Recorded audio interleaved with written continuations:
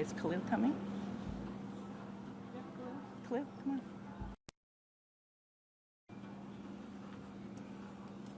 All right. Well, thank you everyone for being here today. My name is Karen Mazurkiewicz. I'm the Vice President of Stakeholder Relations and Communications for Toronto Pearson. Today, Toronto Pearson CEO and President Deborah Flint will be providing an update on airport operations and the investigation following Monday's incident.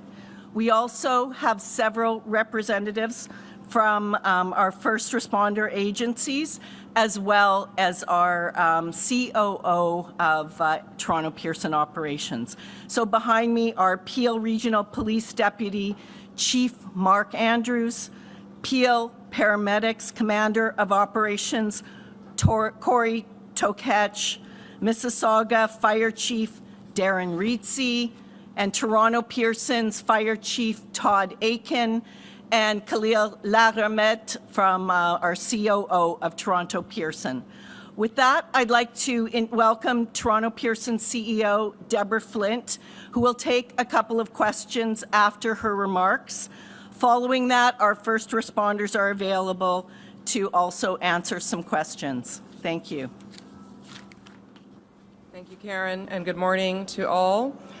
We are providing a third update this morning on yesterday's events as the accident transitions to the investigation phase, and I will share more on that investigation phase and what to expect shortly.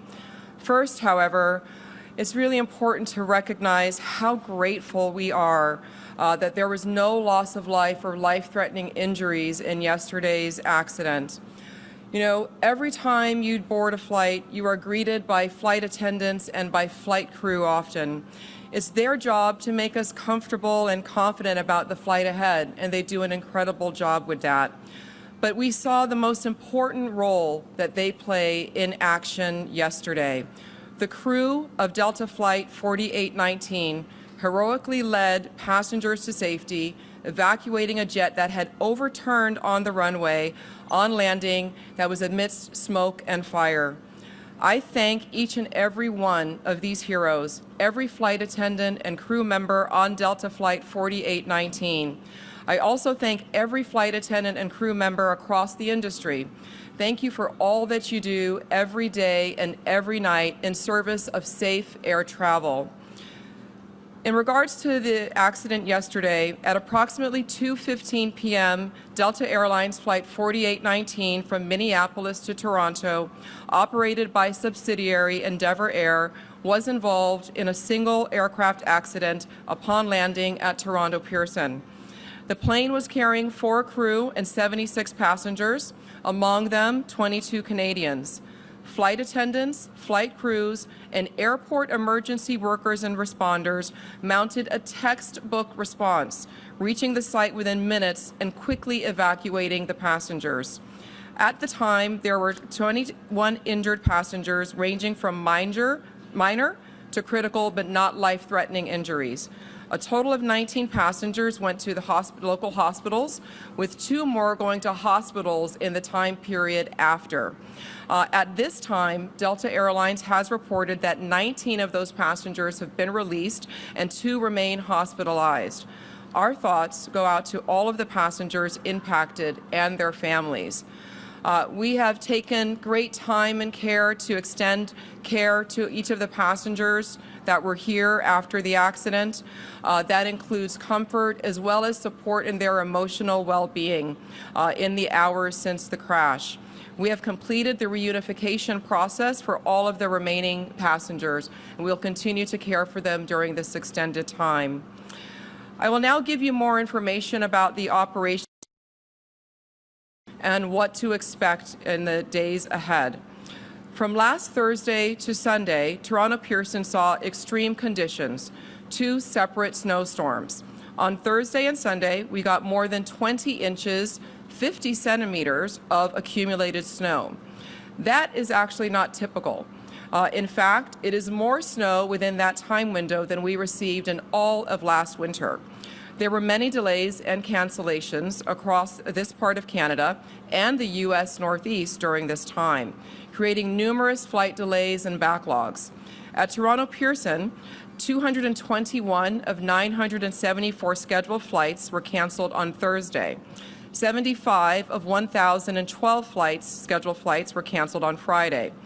128 of 937 scheduled flights were canceled on Saturday, and 371 of 987 on Sunday. Monday was a clear day, though, and it was an operational recovery day for Toronto Pearson, with 1,006 scheduled flights. The results yesterday, in due part to the accident, were 462 scheduled flights canceled and 544 flights operated.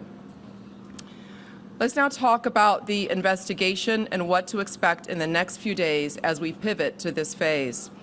Last night, 7 members of the Transportation Safety Board of Canada arrived at Toronto Pearson to begin the investigation. 13 more of those investigators arrived today. Members of the U.S. Federal Aviation Administration are also here on site, participating in the investigation. As it is a Mitsubishi aircraft, Mitsubishi will be here on site as well, and Delta Airlines has sent their GO team who are already here on site. So what does this all mean for operations at Toronto Pearson today and in the days ahead?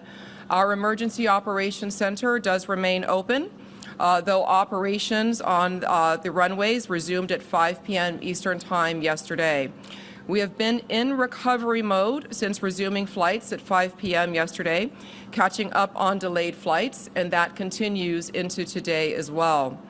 We are currently without use of our longest east-west and north-south runways.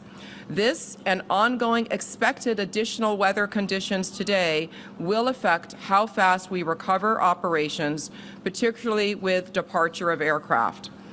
We do expect that the investigators on site will be reviewing the aircraft on its current configuration on the runway for the next 48 hours. And we are looking to get to support that investigation and the removal of that aircraft off the runway, at which point we can do our inspections and then return that runway into service. Toronto Pearson will continue to provide you all with operational updates, but this is now an active investigation time, and you can expect to start hearing more from the investigating authorities about the accident that happened here. We expect that the Transportation Safety Board of Canada will be issuing a statement with more information around that later this afternoon.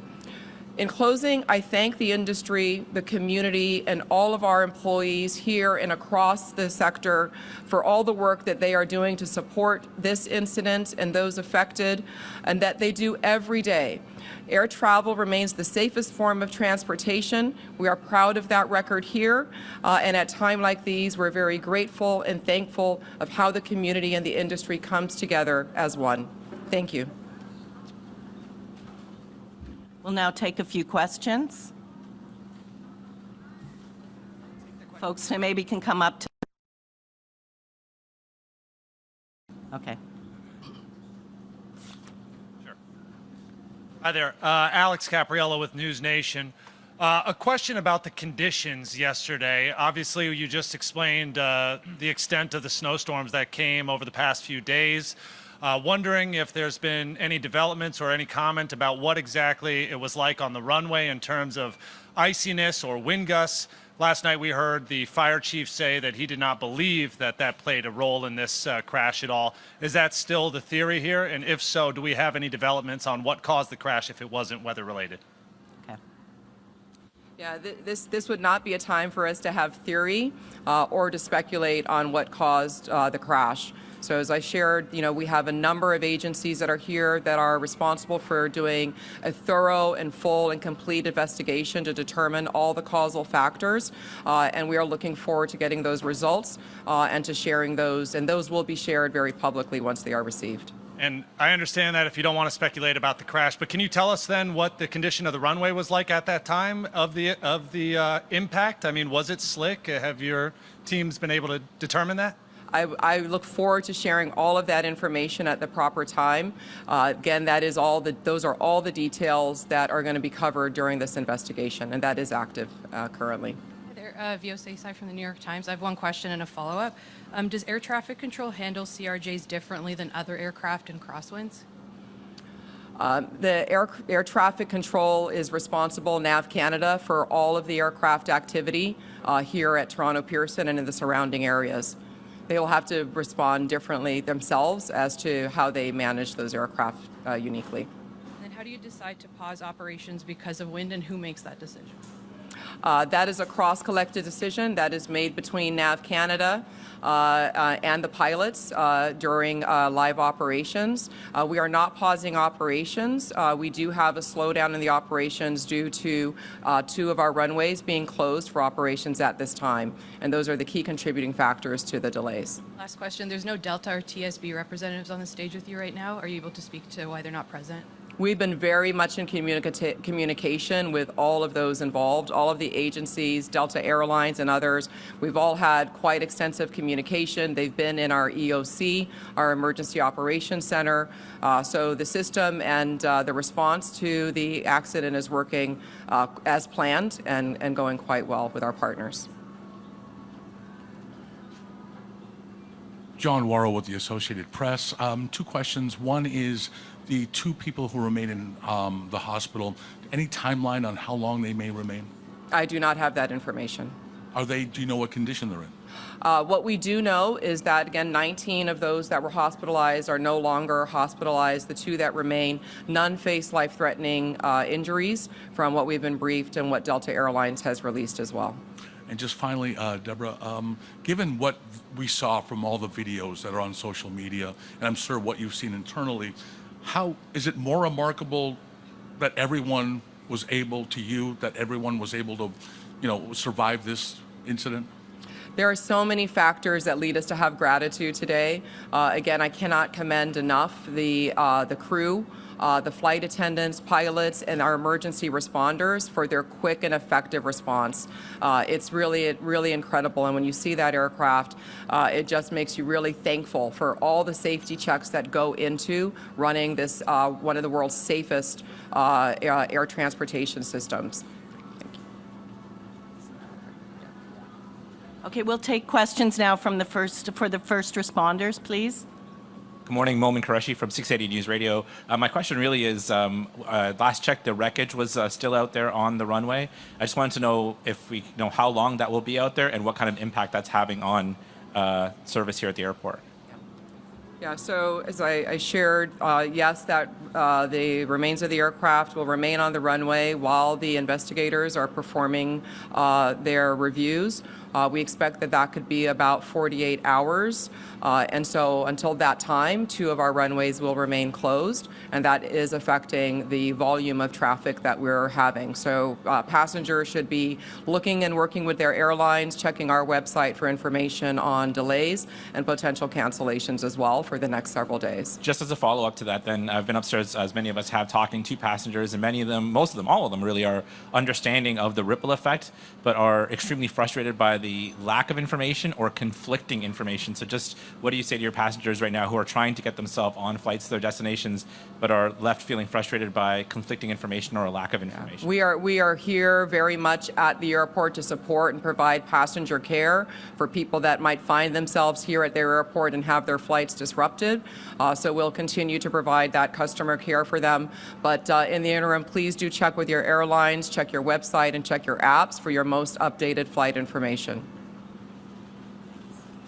Thank you. We'll move now to questions to the responders. Thank you. Yeah, sure. It's Shauna with City News. Can you talk a little bit about the response, how long it took fire trucks to get to the plane, and can you talk a little bit about the flame that we saw in the video and the smoke, and was it easy to put out? And just really take us through the response. All right, Todd. Yeah, thank you for the question. The actual time, it was a very quick response from Toronto Pearson Fire Emergency Services. Upon arrival, the crew did witness spot fires. They were able to quickly knock down the spot fires using the aircraft rescue firefighting apparatus. Once the fires were knocked down, the crews did make entry and perform primary search and rescue. The passengers were all evacuated and then they were taken to a secondary location at Station 2 for triage with our mutual aid partners. Just a quick follow-up. Can you describe what it was like? Because we've seen videos of the passengers hanging upside down in their seatbelts. Can you maybe just describe what it was like to get these people, you know, hanging, cut down, and out of the plane? I believe that most of the passengers self-evacuated at that time, and upon arrival, they were being escorted to a second location.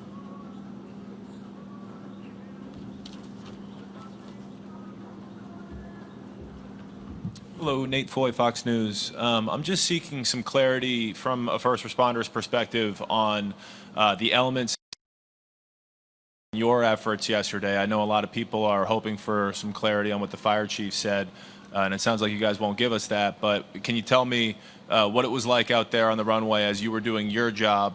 Was the runway dry, and the wind gust, how did it impact you?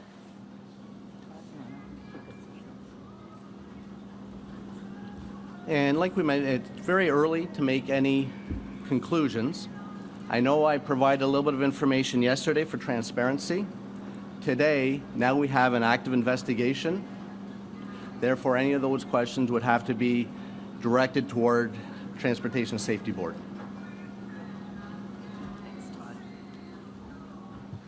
Hi there, Karen Lieberman with Global News. Besides the chief, I just wondered if any of the other first responders can speak to their own experiences and what you found and how you cared for some of these passengers. Sure. Thank you for the question. Mark Andrews, Deputy Chief with Peel Regional Police. I'd like to, before I answer the question, I'd like to say that our thoughts and prayers are with the 76 crew members and 4 passengers and their families that were impacted by yesterday's events, which fortunately had the best possible outcome for all of us. Our response as Peel Regional Police, we're the police of jurisdiction. We have a really robust presence here at the airport. We actually have a fully functioning division with 100 officers and civilians located. We have a presence on the public side and the private side. So we were able to respond in a very timely fashion along with our first responder partners. The conditions were difficult, but I will say this, that we regularly practice with our partners in fire and EMS and the GTAA and Transport Safety Canada. So we were prepared for this event, as extreme as it was. And our men and women, not only in policing, but across all the first responder services, did a tremendous job. And in my mind, no doubt saved lives. So I'd like to acknowledge that. There was some impact, on the police of jurisdiction being ourselves, not only here at the airport, because as you can imagine, we don't have surge capacity to deal with something like this the way they do in the private industry. We had, at one point we had 50 police officers responding to the circumstances here at the airport and the surrounding environment. What I'd like to do is thank our partners at the OPP, Commissioner Tom Creek and Chief Marion Demke, because they supported us through the aftermath of the incident. Officers to support both of our public. All in all, it was a great response by first responders supporting GTAA and our TSB partners, but it's something that we've practiced and we're well prepared for should this happen again going forward.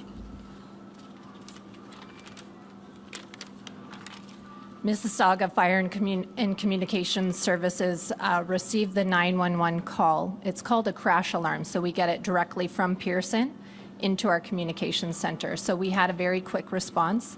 We had 6 apparatus from Mississauga Fire respond. It was a combination of aerials, engines, and squads. In addition, we sent our command vehicle and also a tanker. We also had an acting platoon chief, a district chief, and myself that attended the scene. I took a position within their Emergency Operations Center. Just to reiterate what Deputy just said, annually our firefighters at a location called Festi. It's a training facility. Our primary response is to assist with water supply, search and rescue, rehab, and medical support.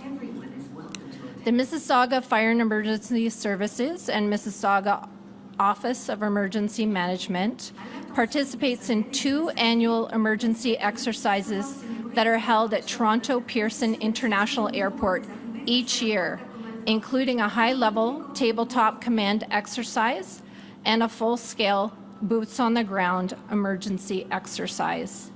In addition to the exercises conducted each year at Toronto Pearson International Airport, the City of Mississauga conducts its own functional emergency exercise, and we did that in 2021, examining an aircraft accident occurring within the City of Mississauga.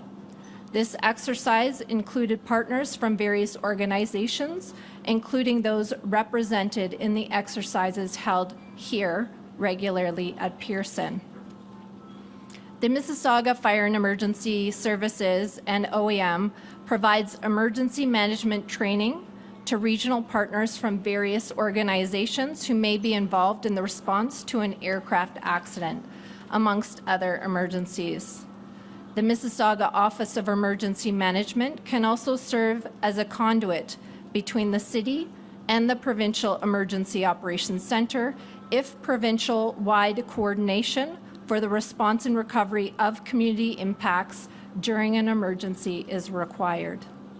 During an aircraft accident, the Mississauga Office of Emergency Management can assist in the coordination of providing municipal services if requested by our community partners who may be impacted in the event.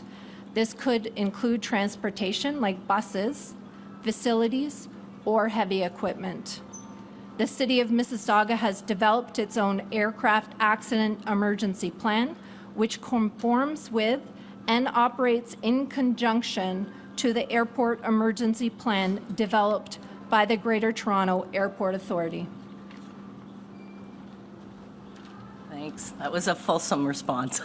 I just also wondered if anyone can speak to the nature of some of the injuries. Do you want to speak to some of the nature?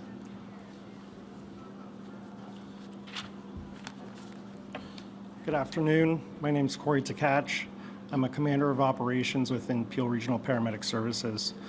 So upon our arrival of the crash site, our staff were faced with a multitude of different injuries, mainly stemming from back sprains, head injuries, anxiety, some headaches, nausea and vomiting due to the fuel exposure. So those were the common sort of injuries that we had come across. Any more questions? Please, Mal Hamidi, Canadian Press. Just want to follow up on this rescue effort. Can you please provide some details on the timeline? How long did you, I mean, paramedics and firefighters did it take for them to get to the airplane, and how long did it take for them to evacuate the airplane? Okay, Todd, you want to take that? Yeah, the response from Toronto Pearson Fire Emergency Services was minutes. Because there is an active investigation, we won't be able to provide the details, but it was a very quick response from Fire Emergency Services as well as our response partners that just spoke. Can you please also comment on the role that flight attendants played in evacuating the airplane? We saw some videos on social media where like basically doing their job, helping passengers get off the plane. Can you please comment on their role in this? Sure, absolutely. We train for such events. We're very well prepared and trained, and the firefighters responded textbook. They were able to knock down the fire. They're able to assist the passengers getting off the plane, and then performing triage and then response to the hospitals. Thank you. Next question. Hi, I'm Alex Miller with Scripps News. I know you can't confirm what you saw on the runway, but can you confirm that the runway had been coded as 5s across the board as a wet runway for the pilots, which is a runway with light snow or slush?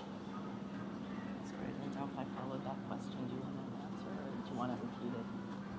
Did you get it? Yeah, like I mentioned earlier, because there is an active investigation, that will have to be directed towards the Transport Safety Board, please. Hi, Jessica Murphy, BBC News. I want to go back to something Mr. Andrews said. You talked about difficult conditions that rescuers faced on the ground. I'm hoping you could go into a bit more detail. Sorry, with who said? Sorry? BBC. Oh, No, sorry. Peel Regional Police. Peel Regional Police? Thank you for that question. The conditions that I was speaking of is the environmental conditions, the cold, the wind, the fact that we were still having the occasional snow. But those are conditions, again, that we're used to working in as first responders, and our people, along with the other first responders, did a tremendous job of responding in those conditions. It's part of the environment that we operate in.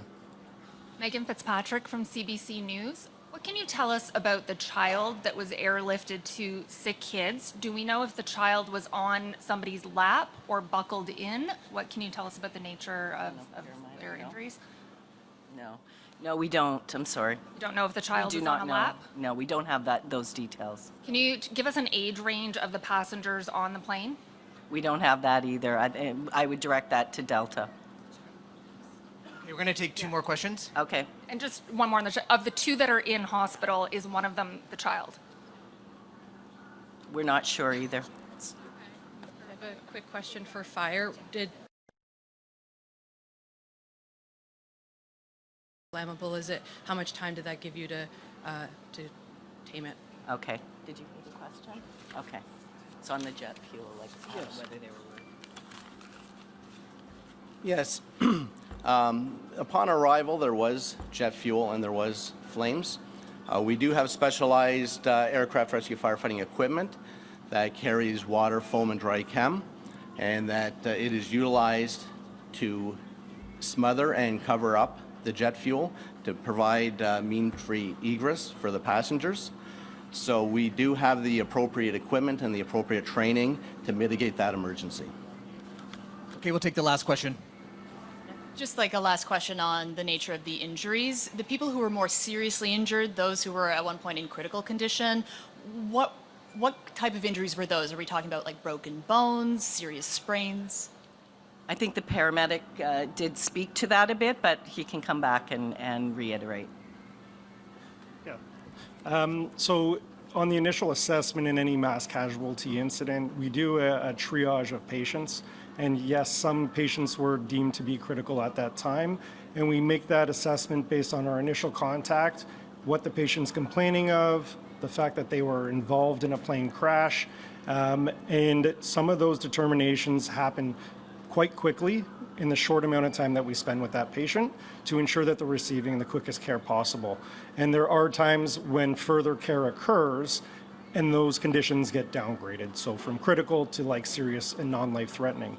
There are times in scenarios like this where somebody may be complaining of like abdominal pain or a head injury, and we may err on the side of caution to deem them critical because we can't see inside their skull, we can't see inside their abdomen, but based on some of their vital signs and other determining factors, that's when sort of the decision to make them a critical patient would have occurred. So in terms of like the acuity of injuries, perhaps the most acute would be that like the back sprain or the head injury possible. Yeah, a head injury from an acuity state is obviously very dangerous. The issue is we obviously can't see inside the head at that time, right? So. Well, thank you all for coming today. We really appreciate it. I really thank all the responders as well for their time to come today and explain the situation on the ground. We will continue to give more updates on operations, Toronto Pearson, but from this going forward now, it is an active investigation, and we can expect hopefully to hear some news from the investigators. Thank you.